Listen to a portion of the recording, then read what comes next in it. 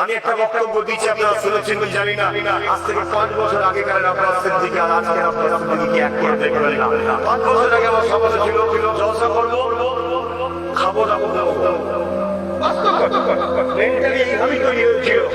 কিন্তু যখন মানুষের সঙ্গে মিশতে শুরু করলাম, মানুষ যখন আমাকে ভালোবাসতে শুরু করলো, এদের সঙ্গে যখন একেবারে বন্ধুর মতো মিশে গেলাম, আমি দেখলাম বহুত কষ্টের মধ্যে আছে। তখন আমার স্বপ্ন শুধু আপনার সঙ্গে জলসা নিয়ে নাম, জলসাও যেমন আছে, এডুকেশন দিয়ে, স্বাস্থ্য দিয়ে, দুনিয়া এর সঙ্গে মাথা তুলে বাঁচতে গেলে যে আপনাদের সেটা দিয়েও আমি আমাদের জন্য ভাবছি।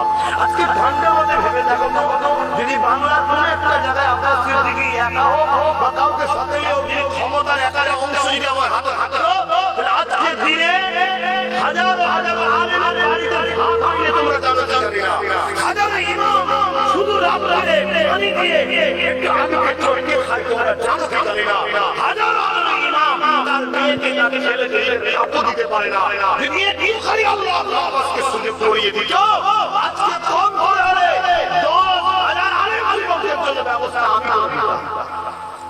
কিন্তু আমাকে সমাজ ভুল বুঝলো, কেউ একজনের পাশে কে একজন নাপাক এসে বলল আব্বাস সিদ্দিকী কারো সঙ্গে নাকি জোর করে দালালি করছে, সেটাকে সমাজ বিশ্বাস করে নিল। হায় হায় হায়, তোমার এক বড় মদিনা ওয়ালার মুখের দিকে তার বংশগতের উপর বিশ্বাস হলো না।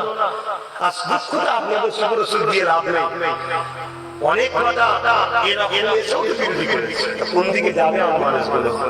কিন্তু আজ তোমরা যদি ঠান্ডা মাথায় ভাবো, আজ তোমরা একটু ভেবে দেখো যে তোমরা আফসোসে আছো না খুশিতে আছো। যদি মনে হয় আফসোসে আছি, তাহলে এই ভুল দ্বিতীয়বার করো না।